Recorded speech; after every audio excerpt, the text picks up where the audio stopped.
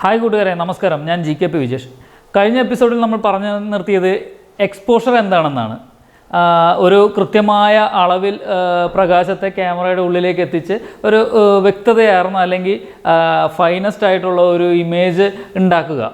അതിനുവേണ്ടി നമ്മൾ പ്രകാശത്തെ എങ്ങനെയൊക്കെ കൃത്യമായി ക്യാമറയുടെ ഉള്ളിലേക്ക് എത്തിക്കുന്നു, ആ ഒരു സംവിധാനത്തെയാണ് നമ്മൾ എക്സ്പോഷർ എന്ന് പറയുന്നത്. കൃത്യമായിട്ടുള്ള ഇമേജ് എക്സ്പോസ് ചെയ്യാൻ വേണ്ടി നമ്മൾ ലൈറ്റിനെ ക്രമീകരിക്കുന്നതിനെ എക്സ്പോഷർ എന്ന് പറയുന്നു. ചില ഇമേജ് നമ്മൾ കാണുമ്പോൾ അതിൻ്റെ ലൈറ്റ് കൂടി ലൈറ്റ് കുറഞ്ഞു എന്നൊക്കെ പറയാറുണ്ട്. ഇതിന് നമ്മൾ സാങ്കേതികമായി പറയുമ്പോൾ ഓവർ എക്സ്പോസ്ഡ്. ഇപ്പോൾ ലൈറ്റ് കൂടിയതിനെ, പ്രകാശം കൂടുതലായിട്ട് ഒരു ഇമേജ് എന്തെങ്കിലും പ്രശ്നം പറ്റിയിട്ടുണ്ടെങ്കിൽ അതിനെ ഓവർ എക്സ്പോസ്ഡ് എന്ന് പറയും. എന്നാൽ ഇരുട്ടായിട്ടുള്ള അല്ലെങ്കിൽ പ്രകാശം കുറഞ്ഞു പോയിട്ടുള്ള ഒരു ഇമേജ് ആണെങ്കിൽ നമ്മളതിനെ അണ്ടർ എക്സ്പോസ്ഡ് എന്ന് പറയും. Over exposed, under exposed. നമുക്ക് ഈ എക്സ്പോഷറിനെ പല തരത്തിൽ, അതായത് ക്യാമറയിലുള്ള 3 സംവിധാനങ്ങൾ ഉപയോഗിച്ച് നമുക്ക് എക്സ്പോഷർ കൺട്രോൾ ചെയ്യാൻ പറ്റും. ഒരു ക്യാമറയുടെ അല്ലെങ്കിൽ ഫോട്ടോഗ്രാഫിയുടെ അടിസ്ഥാനപരമായിട്ടുള്ള ഏറ്റവും ബേസിക് ആയിട്ടുള്ള എല്ലാ ക്യാമറാമാന്മാരും എല്ലാ ക്യാമറയും സ്നേഹിക്കുന്ന എല്ലാവരും അറിഞ്ഞിരിക്കേണ്ട ഒരു കാര്യമാണത്. അതാണ് എക്സ്പോഷർ ട്രയാങ്കിൾ. ഈ ട്രയാങ്കിൾ നമ്മൾ നിർബന്ധമായും പഠിച്ചിരിക്കണം. എന്തൊക്കെയാണ് ഈ എക്സ്പോഷർ ട്രയാങ്കിളിൽ ഉൾപ്പെട്ട കാര്യങ്ങൾ? Aperture, shutter speed, ISO. ഈ 3 കാര്യങ്ങളാണ് ക്യാമറയുടെ അല്ലെങ്കിൽ ഫോട്ടോഗ്രാഫിയുടെ അടിസ്ഥാനപരമായിട്ട് നമ്മൾ അറിഞ്ഞിരിക്കേണ്ട കാര്യം. എക്സ്പോഷർ ട്രയാങ്കിളിലെ അപ്പർച്ചർ. എന്താണ് അപ്പർച്ചർ? അതായത് നമ്മളൊരു ഇമേജ് ഉണ്ടാകുന്നത് എങ്ങനെയെന്ന് നമ്മൾ സംസാരിച്ചു. ഒരു ഒബ്ജക്റ്റിൽ തട്ടി പ്രതിഫലിച്ച് വരുന്ന പ്രകാശരശ്മികൾ ലെൻസിൽ കൂടെ കടന്ന് സെൻസറിലെത്തി ലൈറ്റ് എനർജി ഇലക്ട്രിക്കൽ എനർജിയായി കൺവേർട്ട് ചെയ്ത് പിന്നെ കൂടെ നടക്കുന്ന പ്രോസസ്സിങ്ങിൽ കൂടെ അവസാനം ഒരു മെമ്മറി കാർഡിലോ അല്ലെങ്കിൽ അതിൻ്റെ റെക്കോർഡിങ് മീഡിയത്തിൽ അതൊന്ന് സേവ് ആവുന്നു. ഇതാണ് ഒരു ഇമേജ് ഉണ്ടാകുന്നത്.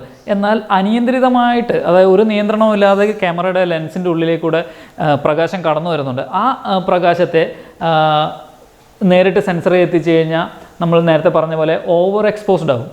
അപ്പോൾ അതിനുവേണ്ടി ക്യാമറയിലേക്ക് വരുന്ന പ്രകാശത്തിൻ്റെ അളവിനെ ക്രമീകരിക്കാൻ അല്ലെങ്കിൽ amount of light entering to the camera control ചെയ്യാൻ വേണ്ടി ലെൻസിനുള്ളിൽ ക്രമീകരിച്ചിട്ടിരിക്കുന്ന ഒരു മെക്കാനിസമാണ് അപ്പർച്ചർ. അപ്പർച്ചർ നമുക്ക് നോക്കാം. ഇത് സാംയാങ്ങിൻ്റെ ഒരു 85mm ടി സ്റ്റോപ്പ് മാനുവൽ ലെൻസാണ്. ഇതിൽ നമുക്ക് നോക്കിക്കഴിഞ്ഞാൽ അപ്പർച്ചർ റിങ് ക്ലോസ് ആവുന്നതും എങ്ങനെയാണ് അപ്പർച്ചർ കൂടുന്നു കുറയുന്നത് നമുക്ക് നോക്കാം. അപ്പർച്ചർ ഡിനോട്ട് ചെയ്യുന്നത് F നമ്പേഴ്സിലാണ്.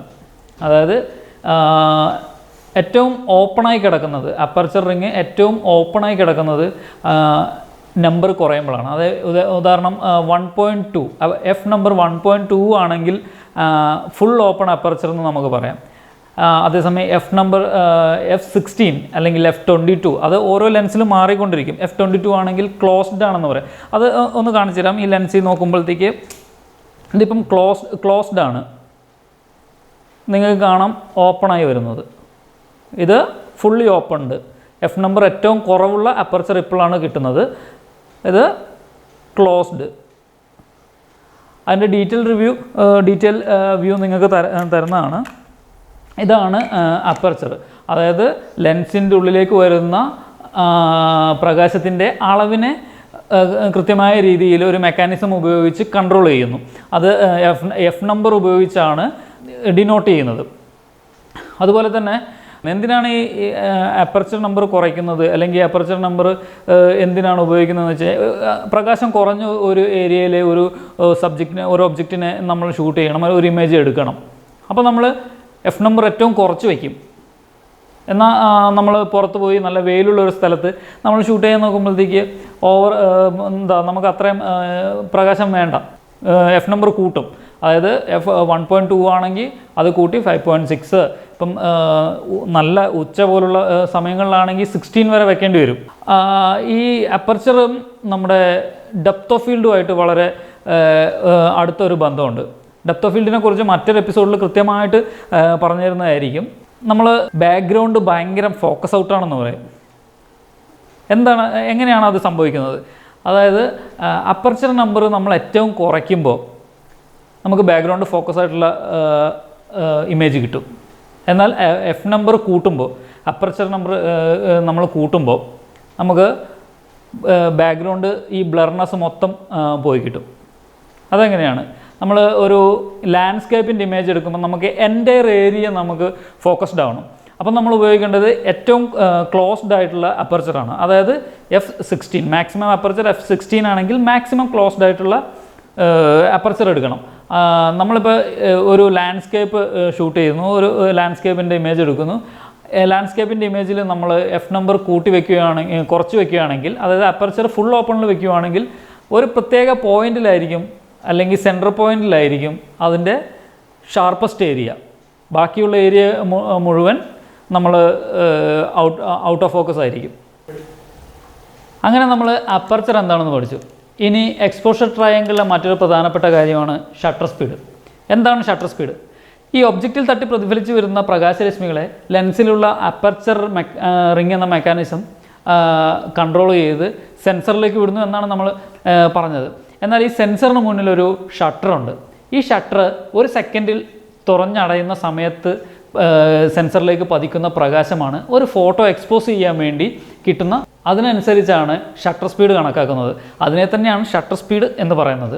ഷട്ടർ സ്പീഡ് കണക്കാക്കുന്നത് 1/100, 1/200, 1/300, അങ്ങനെ 2000 വരെ അതിന് മുകളിലൊക്കെ ഷട്ടർ സ്പീഡുണ്ട്. Speed of light enter into the camera, ക്യാമറയുടെ ഉള്ളിലേക്ക് വരുന്ന പ്രകാശത്തിൻ്റെ സ്പീഡിനെ കൺട്രോൾ ചെയ്യുന്ന ഒരു മെക്കാനിസം. അത് സെൻസറിന് മുന്നിലായിട്ടും അപ്പർച്ചറിന്, അതായത് ലെൻസിന് ബാക്കിലായിട്ടും, ഒബ്ജക്റ്റിൽ നിന്ന് തട്ടി പ്രതിഫലിച്ച് വരുന്ന പ്രകാശം അപ്പർച്ചർ റിങ് കഴിഞ്ഞ് ഷട്ടറിൽ തട്ടി നിൽക്കുന്നു. ഷട്ടറാണ് ഒരു സെക്കൻഡിൽ നമ്മൾ ക്രമീകരിക്കുന്നു ഷട്ടർ സ്പീഡ് എങ്ങനെ വേണം എന്നുള്ളത്. ഒരു സെക്കൻഡിൽ എത്ര തവണ ഷട്ടർ തുറന്ന് അടയുന്നു എന്നതിനെ അപേക്ഷിച്ചാണ് ഷട്ടർ സ്പീഡ് കണക്കാക്കുന്നത്. അതായത് 1/100 എന്ന് പറഞ്ഞാൽ ഒരു സെക്കൻഡിൽ 100 തവണ ഷട്ടർ തുറന്നടയാനുള്ള അത്രയും സ്പീഡിലാണ് ഷട്ടർ പ്രവർത്തിക്കുന്നത്, തുറന്നടയുന്നത്. എന്നാൽ 1/1000 എന്ന് പറഞ്ഞു കഴിഞ്ഞാൽ ഒരു സെക്കൻഡിൽ 1000 തവണ ഷട്ടർ തുറന്നടയാനുള്ള സമയമുണ്ട്. ഷട്ടർ സ്പീഡിൻ്റെ നമ്പർ, ഷട്ടർ സ്പീഡ് ഏറ്റവും കുറവ് ഷട്ടർ സ്പീഡ് വയ്ക്കുകയാണെങ്കിൽ കൂടുതൽ എമൗണ്ട് ഓഫ് ലൈറ്റ് ക്യാമറയിലേക്ക് കടന്നു പോകും. എന്നാൽ ഷട്ടർ സ്പീഡ് കൂടുന്തോറും ക്യാമറയുടെ ഉള്ളിലേക്ക് പോകുന്ന ലൈറ്റിൻ്റെ അളവ് കുറയുകയും എക്സ്പോഷർ കുറയുകയും ചെയ്യുന്നു. നമ്മൾ അപ്പർച്ചറും ഷട്ടർ സ്പീഡും മനസ്സിലാക്കി. അപ്പോൾ അപ്പർച്ചർ നമ്പർ കുറയുമ്പോൾ ലൈറ്റ് പ്രകാശം അകത്തേക്ക് പോകുന്നത് കൂടുന്നു, അപ്പർച്ചർ നമ്പർ കൂടുമ്പോൾ പ്രകാശം കുറയുന്നു. അതുപോലെ തന്നെ ഷട്ടറിൻ്റെ നമ്പർ, ഷട്ടർ സ്പീഡ് കുറവാണെങ്കിൽ പ്രകാശത്തിൻ്റെ അളവ് കൂടുന്നു, ഷട്ടർ സ്പീഡ് കൂടുതലാണെങ്കിൽ പ്രകാശത്തിൻ്റെ അളവ് കുറയുന്നു. എക്സ്പോഷറിൽ ഇങ്ങനെ ഒരു കാര്യമാണ്. ഇത് മനസ്സിലാക്കാൻ, പെട്ടെന്ന് മനസ്സിലാവാൻ ചെറിയൊരു പ്രശ്നമുണ്ട്. എന്നാലും എന്തിനാണ് ഷട്ടർ സ്പീഡ്, എന്താണ് ഈ അപ്പർച്ചറും ഷട്ടർ സ്പീഡും തമ്മിലുള്ള വ്യത്യാസം? ഷട്ടർ സ്പീഡ് നമ്മൾ ഉപയോഗിക്കുന്നത് ഫ്രീസ്നെസ് കിട്ടാൻ വേണ്ടിയിട്ടാണ്. അതായത് കൂടുതൽ നമ്മൾ ഷട്ടർ സ്പീഡ് കൂട്ടിയിടുകയാണെങ്കിൽ ഒരു ഇമേജ് അത്രയും ഇമേജിൻ്റെ ഫ്രീസ്നെസ് കൂടുന്നു, ഇമേജ് ഭയങ്കര ഷാർപ്പായിരിക്കും, ഇമേജ് കുറച്ചുകൂടെ ഫ്രീസ് ആയിരിക്കും. എന്നാൽ ഷട്ടർ സ്പീഡ് കുറയ്ക്കുമ്പോൾ ഇമേജിൻ്റെ ആ ഒരു ഫ്രീസ്നെസ് കുറയും, അതായത് മോഷൻ ബ്ലർ എഫക്റ്റ് ആയിരിക്കും. ഉദാഹരണത്തിന് ഒരു സ്പോർട്സ് ഫോട്ടോഗ്രാഫർ ആണെങ്കിൽ പുള്ളി കൂടുതൽ സജസ്റ്റ് ചെയ്യുന്നത് കൂടുതൽ ഷട്ടർ സ്പീഡുള്ള ഒരു ഷട്ടർ സ്പീഡായിരിക്കും. എന്നാൽ ഒരു ആസ്ട്രോ ഫോട്ടോഗ്രാഫർ, പുള്ളി ഒരു രാത്രി കാലങ്ങളിൽ വല്ലതും ആസ്ട്രോ ഫോട്ടോഗ്രാഫർ ഒരു ഫോട്ടോ എടുക്കാൻ വേണ്ടി ലോ ഷട്ടർ സ്പീഡാണ് ഉപയോഗിക്കുന്നത്. കാരണം സാധാരണഗതിയിൽ നമ്മൾ മിനിമം 100 ഷട്ടർ സ്പീഡ് വയ്ക്കുന്നുണ്ടെങ്കിൽ ആസ്ട്രോ ഫോട്ടോഗ്രാഫിക്ക് വേണ്ടിയിട്ട് ചിലപ്പോൾ അത് 50, 30, 10, 0യ്ക്കും താഴെ വെക്കാൻ സംവിധാനങ്ങളുള്ള ഒരുപാട് ക്യാമറകൾ, ഷട്ടർ സ്പീഡ് ഉള്ള ക്യാമറകൾ അവൈലബിൾ ആണ്. അപ്പോൾ ഒരു സെക്കൻഡിൽ 0യ്ക്കും താഴെ എന്ന് പറഞ്ഞു കഴിഞ്ഞാൽ ഷട്ടർ തുറന്നടയാൻ വേണ്ടി ഒരു സെക്കൻഡ് പോരാ, അത്രയ്ക്കും ഓപ്പണായിട്ട് ഷട്ടർ നിൽക്കും. അത്രയും എമൗണ്ട് ഓഫ് ലൈറ്റ് ക്യാമറയുടെ ഉള്ളിലേക്ക് കടന്നു വരുന്നത്.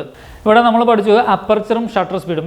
ഇതിന് അപ്പർച്ചറും ഷട്ടർ സ്പീഡും രണ്ട് തരത്തിലാണ് പ്രകാശത്തെ കടത്തിവിടുന്നത്. അതായത് അപ്പർച്ചർ എന്ന് പറഞ്ഞാൽ amount of light enter into the camera, ക്യാമറയുടെ ഉള്ളിലേക്ക് കടത്തി വിടുന്ന പ്രകാശത്തിൻ്റെ അളവിനെയാണ് അപ്പർച്ചർ എന്ന് പറയുന്നത്.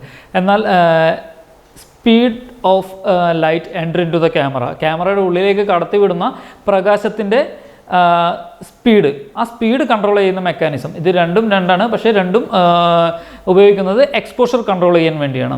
ഇവിടെ ഷട്ടർ സ്പീഡ് 1/4000, 1/3000, അങ്ങനെ 1/100 വരെ ഉണ്ട്. ഏറ്റവും കൂടുതൽ പ്രകാശം ഉള്ളിലേക്ക് കടത്തിവിടുന്നത് 1/100-ലായിരിക്കും. എന്നാൽ 1/4000-ലാണെങ്കിൽ ലോ ലൈറ്റ് ആയിരിക്കും ഉള്ളിലേക്ക് കടക്കുന്നത്. അതുപോലെ തന്നെ അപ്പർച്ചറിൻ്റെ കാര്യം പറയുകയാണെങ്കിൽ F16, F11 അങ്ങനെ കുറഞ്ഞ് ഫുൾ ഓപ്പൺ വന്നിട്ട് F1.2. ഏറ്റവും കൂടുതൽ പ്രകാശം ഉള്ളിലേക്ക് കടത്തിവിടുന്നത് F1.2-ലായിരിക്കും. ഏറ്റവും കുറവ് പ്രകാശം കടത്തിവിടുന്നത് F16-ലും. ഇവിടെ ഷട്ടർ സ്പീഡും അപ്പർച്ചറും വിപരീതമായി ഉപയോഗിച്ചാൽ നമുക്ക് കറക്റ്റ് എക്സ്പോഷർ കിട്ടും. അതായത് 1/4000-ൽ പ്രകാശം കുറച്ച് കടക്കുന്നു. അപ്പോൾ F1.2 അല്ലെങ്കിൽ ഫുൾ ഓപ്പൺ എന്താണ് നമുക്ക് അവൈലബിൾ ആയിട്ടുള്ള അപ്പർച്ചർ, അത് ഉപയോഗിച്ച് കഴിഞ്ഞാൽ നമുക്ക് എക്സ്പോഷർ കറക്റ്റ് ആവും ഏകദേശം. അത് F1.2 എന്നുള്ളത് ചിലപ്പോൾ 2 ആവാം. ഫുൾ ഓപ്പണിങ്ങിൻ്റെ അടുത്തുള്ള ഏതെങ്കിലും അപ്പർച്ചർ ഉപയോഗിച്ച് കഴിഞ്ഞാൽ നമുക്ക് കൂടുതൽ ഷട്ടർ സ്പീഡ് ഉപയോഗിക്കുമ്പോൾ ഏറ്റവും കുറവ് നമ്പർ, അതായത് എഫ് നമ്പർ കുറവായിട്ട് ഉപയോഗിക്കുക. അപ്പോൾ കൃത്യമായിട്ടുള്ള എക്സ്പോഷറുള്ള ഇമേജ് കിട്ടും. ഇവിടെ അപ്പർച്ചറും ഷട്ടർ സ്പീഡും എന്താണെന്ന് നമ്മൾ പഠിച്ചു. പക്ഷേ ഇതിൻ്റെ ഉപയോഗങ്ങൾ രണ്ടാണ്. ഒരു സ്പോർട്സ് ഫോട്ടോഗ്രാഫർ ആണെങ്കിൽ കൂടുതൽ ഷട്ടർ സ്പീഡിന് പ്രയോറിറ്റി കൊടുത്തിട്ടായിരിക്കും അദ്ദേഹം വർക്ക് ചെയ്യുന്നത്. എന്നാൽ ഒരു ആസ്ട്രോ ഫോട്ടോഗ്രാഫർ ഈ പറഞ്ഞ പോലെ ഷട്ടർ സ്പീഡ് കുറച്ചിട്ടായിരിക്കും വർക്ക് ചെയ്യുന്നത്. നമ്മുടെ ആവശ്യം എന്താണ്, അതിനനുസരിച്ച് വേണം എക്സ്പോഷർ കൺട്രോളിങ്ങിന് ഈ ഷട്ടർ സ്പീഡും ISOയും കൃത്യമായിട്ട് ഉപയോഗിക്കാൻ. ഈ രണ്ട് കാര്യങ്ങളും ഉപയോഗിച്ച് നമുക്ക് ഒരു കൃത്യമായിട്ടുള്ള എക്സ്പോഷർ കിട്ടുന്നില്ല. ഉദാഹരണം, ഷട്ടർ സ്പീഡ് കൂട്ടി അപ്പർച്ചർ കുറച്ചു, ഒരു പ്രകാശം കുറഞ്ഞ അല്ലെങ്കിൽ ഒരു ഇരുണ്ട സ്ഥലത്ത് നമ്മൾ ഷട്ടർ സ്പീഡ് കൂട്ടിയിട്ട് തന്നെ നമുക്കൊരു ഫോട്ടോ എടുക്കണം. അതായത് ഞാനൊരു സ്പോർട്സ് ഫോട്ടോഗ്രാഫറാണ്, എനിക്ക് ഷട്ടർ സ്പീഡ് കൂട്ടിയിട്ട് തന്നെ ഫോട്ടോ എടുക്കണം. അപ്പർച്ചർ മാക്സിമം നമ്പർ കുറയ്ക്കുകയും ചെയ്തു. അതായത് F നമ്പർ 1.2 അല്ലെങ്കിൽ അതിൻ്റെ ഫുൾ ഓപ്പൺ ഇട്ടിട്ടും എനിക്ക് കൃത്യമായിട്ടുള്ള ഒരു എക്സ്പോഷർ കിട്ടിയില്ല. അപ്പോൾ അങ്ങനെയുള്ള സമയത്ത് നമുക്ക് ഉപയോഗിക്കാൻ വേണ്ടി ക്യാമറയിലൊരു സംവിധാനമുണ്ട്. അതാണ് എക്സ്പോഷർ ട്രയാങ്കിളിലെ മൂന്നാമത്തെ ക്രമീകരണം, ISO. എന്താണ് ISO?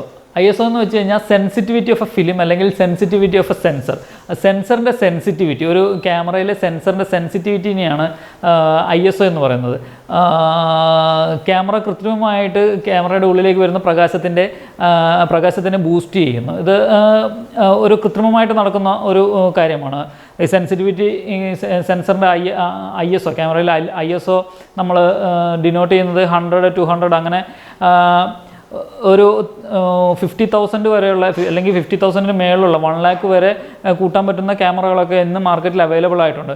ഇതിൽ ഒരു പ്രധാനപ്പെട്ട കാര്യം, ഈ ISO എന്തിനാണ് ഉപയോഗിക്കുന്നത് എന്ന് വെച്ചാൽ, ഒരു ഇരുണ്ട പ്രദേശം അല്ലെങ്കിൽ ഒരു ഇരുട്ടായിട്ടുള്ള ഒരു പ്രദേശത്ത് ഒരു ഒബ്ജക്റ്റ് ഷൂട്ട് ചെയ്യാൻ വേണ്ടി അല്ലെങ്കിൽ ലോ ലൈറ്റിൽ ഷൂട്ട് ചെയ്യാൻ വേണ്ടിയിട്ട് നമ്മൾ ഈ ISO നമ്പർ കൂട്ടും. ISO നമ്പർ കൂട്ടുമ്പോൾ ഈ ഡിജിറ്റലി നടക്കുന്ന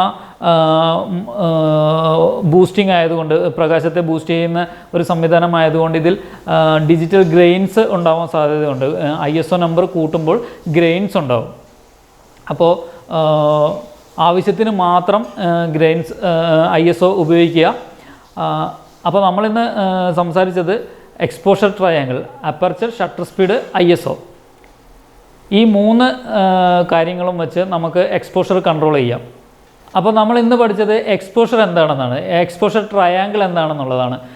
ഒരു ക്യാമറയുടെ ഏറ്റവും അടിസ്ഥാനപരമായിട്ടുള്ള ഫൗണ്ടേഷൻ തിയറിയാണ് എക്സ്പോഷർ ട്രയാങ്കിൾ. ഇത് exposure triangle, aperture, shutter speed, ISO. Aperture എന്താണെന്ന് വെച്ച് കഴിഞ്ഞാൽ amount of light entering to the camera, shutter speed speed of light entering to the camera, ISO sensitivity of a sensor.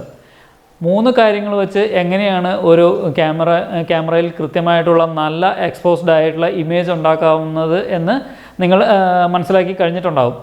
ഈ exposure triangle നിങ്ങൾ മനസ്സിലാക്കിയിട്ടുണ്ടെങ്കിൽ നിങ്ങൾക്ക് ഏത് ക്യാമറയും സുഖസുന്ദരമായിട്ട് ഉപയോഗിക്കാൻ പറ്റും. ഏത് ഇമേജും നല്ല കൃത്യതയോടെ എക്സ്പോസ് ചെയ്യാൻ സാധിക്കും. ഫോട്ടോഗ്രാഫിയുടെ മറ്റ് വിഷയങ്ങളുമായിട്ട് അടുത്ത എപ്പിസോഡിൽ കാണാം. ബൈ. ഫോട്ടോഗ്രാഫിയുടെ ഈ ക്ലാസ് നിങ്ങൾക്ക് ഇഷ്ടപ്പെട്ടിട്ടുണ്ടെങ്കിൽ നമ്മുടെ യൂട്യൂബ് ചാനൽ ഒന്ന് സബ്സ്ക്രൈബ് ചെയ്യുക, അതിൻ്റെ അറ്റത്തുള്ള കുഞ്ഞ് ബെല്ലൈക്കണും കൂടെ ഒന്ന് പ്രസ് ചെയ്യുക.